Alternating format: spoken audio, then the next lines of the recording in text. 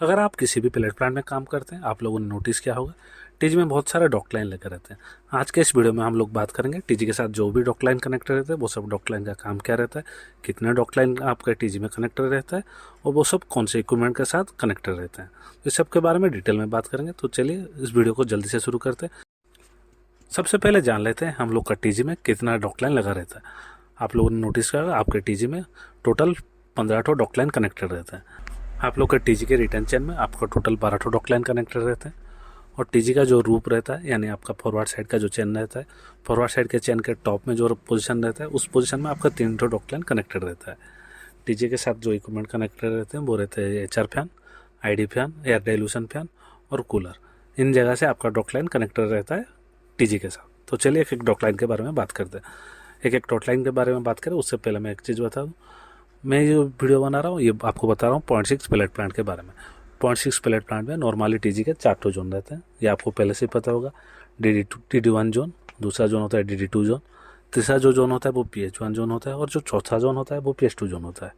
आपको पता है पहले से DD1 जोन का लेंथ रहता है 9 मीटर, DD2 का जोन का लेंथ रहता है 6 मीटर, PH1 जोन का लेंथ रहता है 6 मीटर और PH2 जोन का लेंथ रहता है 15 मीटर।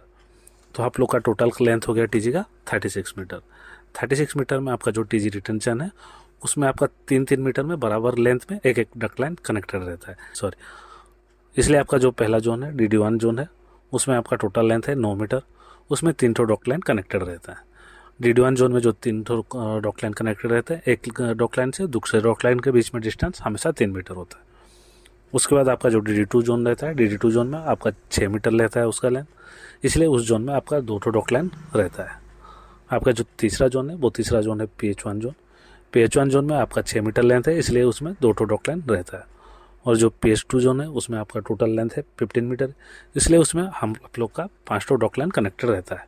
ये हो गया आपका टीजी का रिटर्न चैन का डॉक लाइन का कंस्ट्रक्शन। तो अभी हम लोगों ने जाना 12 ठो डॉक लाइन कहाँ कनेक्टेड रहते हैं।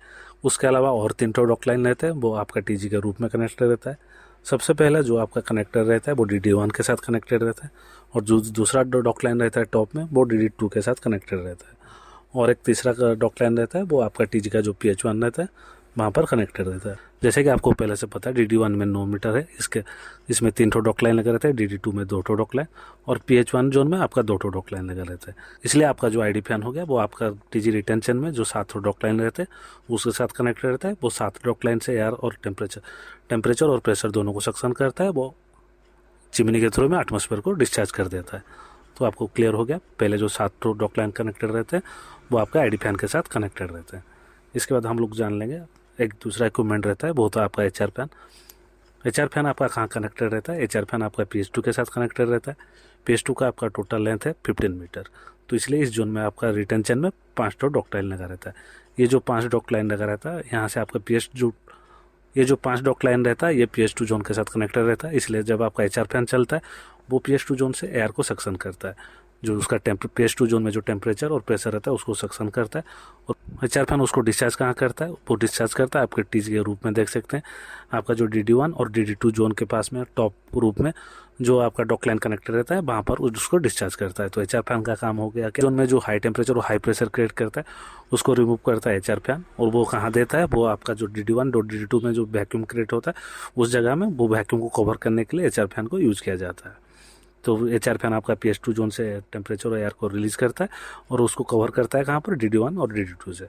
और आपका जो आईडी फैन रहता है वो आपका DD1, DD2 और PH1 जोन में वैक्यूम क्रिएट करने के लिए यूज़ किया जाता है। अलावा एक और डॉक लाइन है, आप देख सकते हैं PH1 जोन के टॉप रूप में एक डॉक लाइन कनेक्टेड है। वो कहाँ से आता है? आपका कूलर से कनेक्टेड रहता है। जो आपके क्लीन के डिस्चार्ज से जो कूलर में मटेरियल जाता है वहाँ जो जोन 1 में जो हाई टेम्परेचर रहता है उसको रिलीज करने के लिए आपका एक डॉक लाइन कनेक्टेड रहता है कूलर से PH1 जोन में। कूलर का जो भी हाई टेम्परेचर प्रेशर रहता है वो ऑटोमेटिक PH1 जोन में इस डॉक लाइन के थ्रू में आ जाता है। छोटा सा इक्विपमेंट आप लोगों ने देखा होगा एचआर फैन के पास में रहता है, उसको एयर डाइल्यूशन फैन कहा जाता है। उसका काम क्या रहता है? अगर कभी भी किसी भी कंडीशन में आपका DD1 जोन में आपका टेम्परेचर या तो प्रेशर आपके रिक्वायरमेंट से हाई हो गया या तो लो हो गया, उसको एडजस्ट करने के लिए आपका एयर डाइल्यूशन फैन का यूज़ किया जाता है। एयर डाइल्यूशन फैन का काम क्या रहता है?